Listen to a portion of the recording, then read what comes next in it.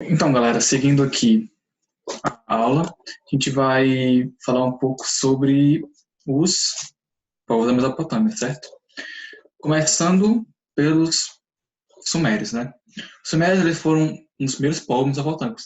Eles ocupavam a região sul do território e formaram diversas cidades, né? Como Uruk, Kish e Lagash. E naquela época, a principal atividade econômica dessas cidades era a agricultura e o pastoreio. E os governantes das cidades eram considerados representantes dos deuses, e os seus templos, os seus lugares religiosos, eram chamados zigurates. Vocês podem ver aqui na foto um exemplo de um zigurate, né?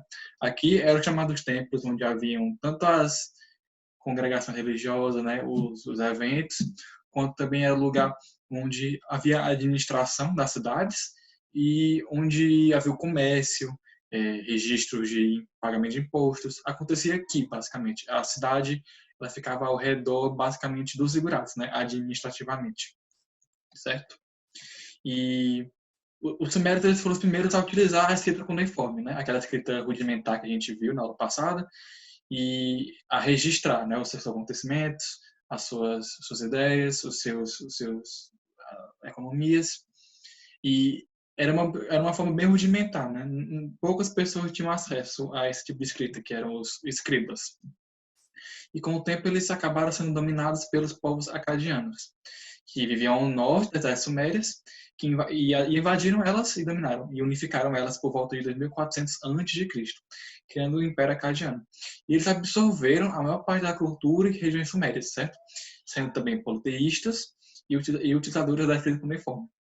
E eles também foram atacados e subsequentemente dominados pelos amoritas, que formariam o primeiro Império Babilônico.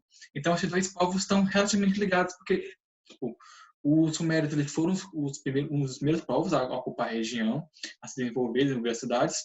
Os acadianos dominaram as cidades, certo? E absorveram seus aspectos culturais, de religião também. E o primeiro Império Babilônico surgiu disso, né? Da dominação dos amoritas, dos amoritas dominando os acadianos. E a capital era a cidade da Babilônia, né? A gente pode ver aqui no mapa. Babilônia fica mais ao sul, né? Que foi a primeira capital, a primeira cidade e a primeira capital do primeiro Império Babilônico.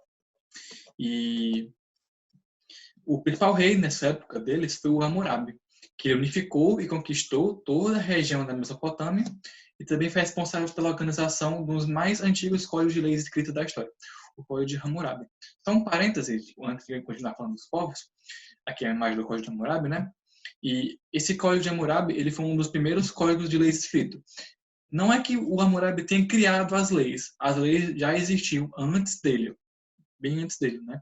Mas esse código foi um dos primeiros momentos em que a gente foi capaz de achar esses códigos escritos, né? Escritos em forma de leis, escritos em inscrições. E esse código, ele basicamente seguia, chamava a lei italiana, né? Que você já deve conhecer, que é a palavra do olho por olho. Que um crime deve ser punido ou castigado de uma maneira equivalente, né? Equivalente a esse crime que foi cometido. Então, por exemplo, se um filho bater no seu pai, cortarão a sua mão. Se um escravo agredir a filha do filho de um rico, cortarão a sua orelha. Apesar desse princípio da lei italiana dizer que o crime deveria ser punido de uma forma equivalente, de uma forma equivalente, isso acontecia seguindo a sua hierarquia social. Então, por exemplo, se um camponês fizesse alguma coisa para ferir um faraó, um sacerdote, ele provavelmente morreria, porque ele tinha uma classe bem inferior e a sociedade era estamental. Ou seja, eles não tinham fluidez entre... Um camponês não poderia ser rei, por exemplo. Se um rei fizesse alguma coisa em relação a um camponês, então muito provavelmente a punição não seria tão pesada. Seria uma punição mais de dinheiro, de perder posses, mas não seria nada, uma coisa de cortar mãos ou dedos, nem nada. Ainda assim, esse conjunto de leis foi uma das primeiras vezes que a gente achou um conjunto de leis no mundo antigo, né? De leis de forma de se viver. Isso é uma coisa muito importante. E o Hammurabi, ele unificou, conquistou a região da Mesopotâmia e organizou esse código de leis, certo? E O Império Assírio foi aquele que dominou o Império Babilônico. Eles habitavam também o norte da Mesopotâmia, onde eles formaram o Império por volta de 1200 a.C., e a capital desse império foi a cidade de Assur. Eles eram politeístas, ou seja, eles cultuavam deuses diferentes, mas eles cultuavam especialmente o deus da guerra, que possuía o mesmo nome da cidade. E eles se destacavam por ser um povo bastante cruel nas batalhas e punirem as vilas que eles dominavam, de matar, de ser cruel, de fazer torturas, o que gerou muito ódio nos povos que eles guerrearam, né?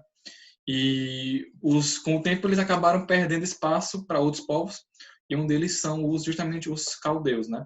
Que habitavam a região central da Mesopotâmia e também fixaram-se na cidade de Babilônia, tomando ela para si e iniciando o Segundo Império.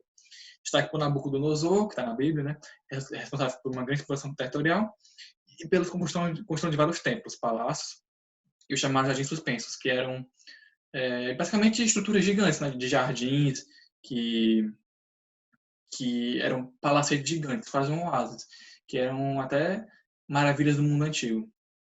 E o que esses povos têm em comum? Né? A gente viu um pouco sobre isso, sobre os diferentes povos, e não precisa decorar tudo sobre eles, foquem nas características mais importantes, né? Bom, os povos que habitavam a região da Mesopotâmia, eles eram politeístas, adoravam vários deuses que eram geralmente ligados a elementos diferentes da natureza, como o Sol e a chuva. Entre esses deuses, destacava-se o Shamash, que é o deus do Sol, e o Marduk, deus da Babilônia. Os governantes da Mesopotâmia eram considerados representantes dos deuses, ou seja, os estados formados durante essa época eram vistos como teocráticos, ou seja, o líder, o chefe, era representante de Deus, certo?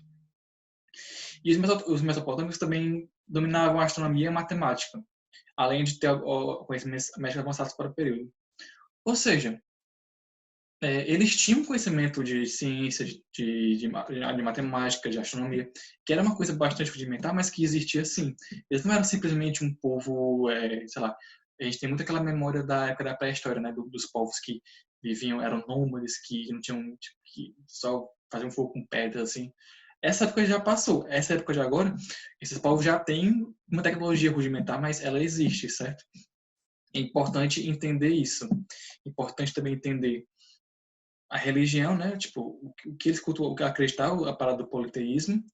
E importante também entender um pouco como os mesopotâmicos se fixaram nas terras.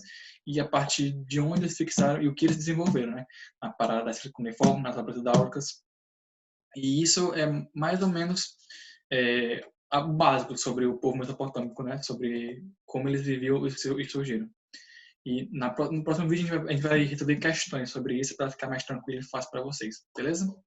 Valeu!